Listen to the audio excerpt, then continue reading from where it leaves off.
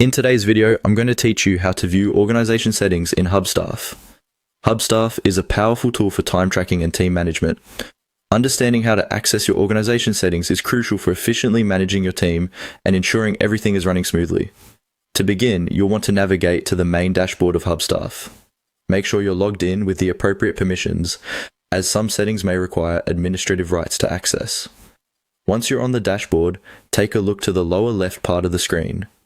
This is where you'll find a group of icons, most of which are tailored to help you navigate through different aspects of Hubstaff. Here, you'll see an icon labeled Settings.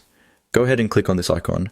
Selecting Settings will bring up a menu with various options tailored to helping you manage different functionalities within your Hubstaff account. It's important to remember that these settings can impact how your entire organization functions on Hubstaff, so it's key to become familiar with where everything is located for efficient troubleshooting and adjustments. Once you're in the Settings section, you will want to look for an option titled Organization. After clicking on Organization, you'll be taken to the Organization Settings page. This is your control panel for managing overall settings and preferences for your entire team. Here, you can adjust anything from adding team members, assigning roles, modifying permissions, to even setting up billing information and integrations. This central hub empowers you to tailor Hubstaff to fit the unique needs of your organization. Exploring this area, you will notice various tabs and sections within the organization settings. Each section is dedicated to specific functions. If you're unfamiliar with any of these options, don't hesitate to explore them further.